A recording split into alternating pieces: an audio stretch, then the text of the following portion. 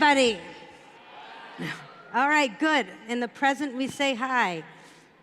So I wanted to tell you that I will be saying things that are very bold and maybe somewhat weird to many of you, but what is going to end up happening is that I am going to be able to help you stand out with a secret tool. And that secret tool is a futurist mindset. A futurist mindset is something that I'm going to do the entire time that I'm talking to you, and I'm going to try to lead by example by using a futurist mindset. But what is a futurist? Historically, futurists, well, the World Future Society started in 1960, and at the time, the question was, are you guys crystal ball gazers? Are you going to get a tarot card out? Do you read my palm? Like, what are you predicting? And so for a long time, futurists just worked to legitimize themselves. And so they created 300 university programs around the world, and you can get a degree in foresight. It became so popular that actually most intelligence agencies within governments all have futurists. You also will see resident futurists within every corporation, or in most corporations. And it's usually the guy standing in the corner. The future of the futurist mindset and of futurists is that if you don't develop one, you get left behind. And the reason you get left behind is because you focus on a linear path. What is a linear path? Well, I'll tell you the linear path because I grew up in it and so did all of you.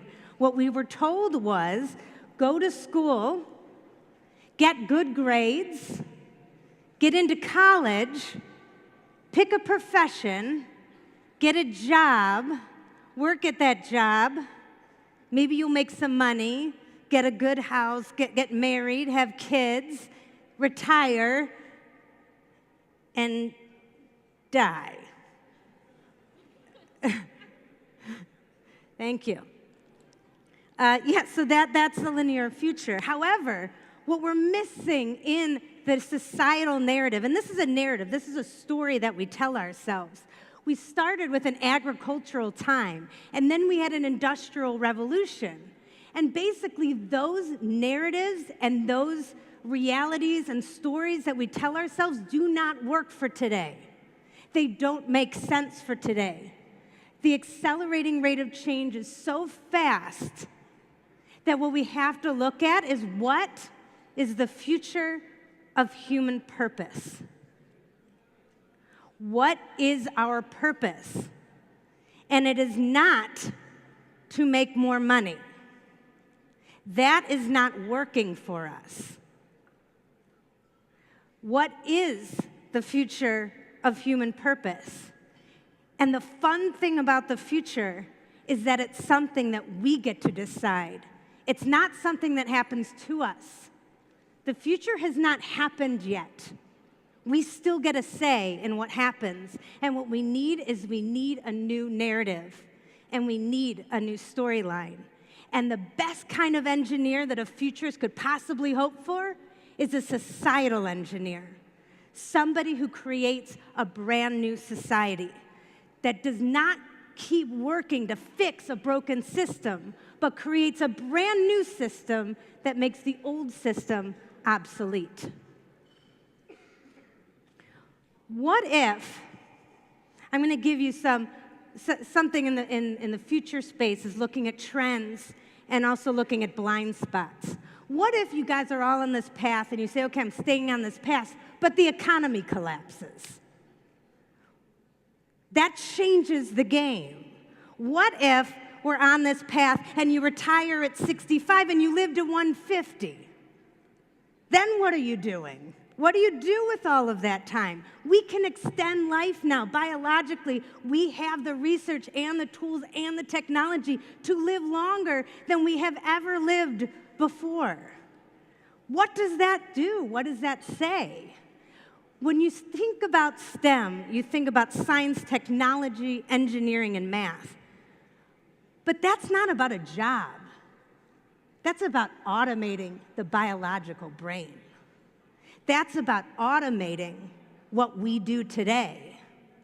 That's about augmenting who we are as human beings. What do we become? What do we want to do? This isn't about artificial intelligence taking our jobs away. This is about we get to augment ourselves to a place that we've never been before. A way in which the human purpose completely changes. There are so many different changes that are happening right now, all the time, and it's happening faster and faster. And we either, as humans, and this is a big futurist mindset thing, we either get better at getting better, or we get better at getting worse. We never arrive. This is on an individual level for each of you, and also as humanity at large. We are either getting better, or we get better at getting worse. When I hear somebody say, I can't learn math, I'm not good at math, or I can't do that because I can't do that, that stops learning. If you can't go home to your parents and say, guess what I learned, and they're not saying back to you, I want to learn that too. There's nothing about the neuroplasticity of the brain that says that you are stuck with what you know today. If you don't have a neurodegenerative disease, you can continue to learn until the end. That is unbelievably exciting. And if you are somebody who is going to get better at getting better and continue to learn, you will not be left behind. I want to share with you a probable future, one that I envisioned here today. I got to talk to a few of you prior to coming up here, but this is a vision that I have. Once upon a time, there was a college student who attended the SHPE conference. This student came to the opening ceremonies and listened to the World Future Society and someone who looks similar to me speak. And 20 years later, this person, along with many of these other people who were in that room that day, ended up helping to create a new societal structure for humanity to move into that helped everybody have a human purpose worth living for and to advance for.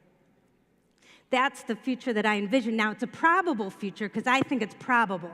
However, it is not definite. It's the one that I envision. And reality is created in our minds. And if you can envision that reality, which I have done, then I think that it's possible. And I also think that it's really probable. So I encourage all of you, when you think about engineering, and you think about the fact that you've studied science, technology, engineering, and math, that those are just tools in your toolbox. That's all. They're tools in the toolbox for what is it that we want to become as humanity.